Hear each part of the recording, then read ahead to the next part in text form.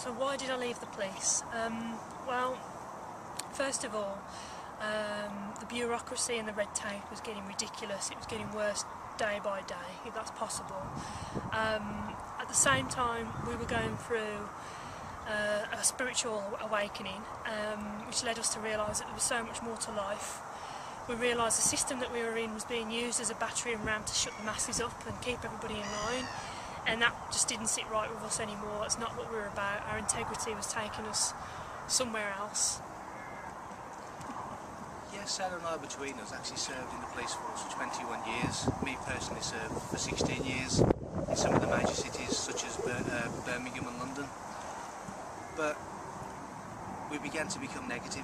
It began to become a smaller version of the larger control system. It was controlling our lives. We were told when we could eat, you know, when you could sleep. Days off were cancelled for no reason. They tried personally 3 times to bring me back from my honeymoon in the Maldives just to go to court when they didn't really need me. And it was basically getting a bit ridiculous. And when things start to take control of your life, then it's time to move on. Now, there was an in-joke that even on my days off I used to take a blue light home with me to put it on my own car. That is how dedicated I was to the job. You know, I joined to help, I joined to serve, and I joined to make a difference. But because of bureaucracy and red tape and government targets and manipulated crime figures, response times, and we basically weren't serving anybody. And when you work for the system that, you know, a judicial system that actually destroys justice, when you have courts that don't impose any punishment, when you have the CPS who are target driven, who won't take anything to court, regardless of the victims or the officer's wishes, because they may lose. You know, the only time CPS will take a case to court these days is when they've got a pretty bang on 100% chance of winning. Otherwise, it doesn't go to court, so it reflects all on their figures. So we have a system, a judicial system that destroys justice, the same as we now have universities that destroy education. You know, government that destroys democracy. You have a National Health Service that is destroying national health, and all these things just calculated. It makes you think you just want to get out of the system and step outside the box, and it's only once you step outside that box you begin to realise what's actually out there and the potential. You know, we are free spirits. We should not be contained within a box, and we shouldn't be allowed to be told what to do. So if we can do it, there is hope, and more officers who we speak to are just looking for a way out. So if we can do it, then there is hope for the rest of us. Since leaving, you know, we've bumped into ex-colleagues, all have the same sentiment. None of them are happy at work. Everyone says that if they had something else to go to, they would. And I think the purpose of this little video is to just let people know that the awakening is real. It is happening. Police officers, albeit it doesn't seem like it when you watch some videos on YouTube and other places on the news, etc., but even police officers can wake up, and I think we are 2 examples of that. And we just want to let people know that there is hope. It is happening. It is real, and everybody to sort of keep on in there, because you know, things are changing, and I think we stand testament to that. When you actually start to do the job with some thought and not just act like a robot, and start to think what people are saying, you know, it got to the stage when we are being asked to force someone into silence. Someone who was protesting with a valid point was being forced into keeping quiet, and we had to ask ourselves, how can we force this silence when actually empathise and appreciate what that protester is saying? What many officers are not realising at the moment, when they're just blindly hitting people with batons and capping them and stopping them from having a voice, is if you shut the people up, you're next.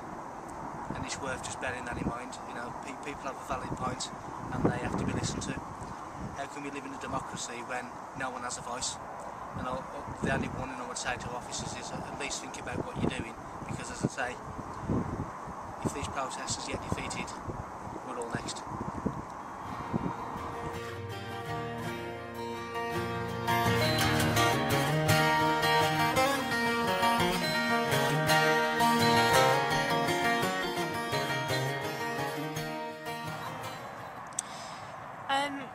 We realised with our awakening that everything, everyone, everything in existence is all connected.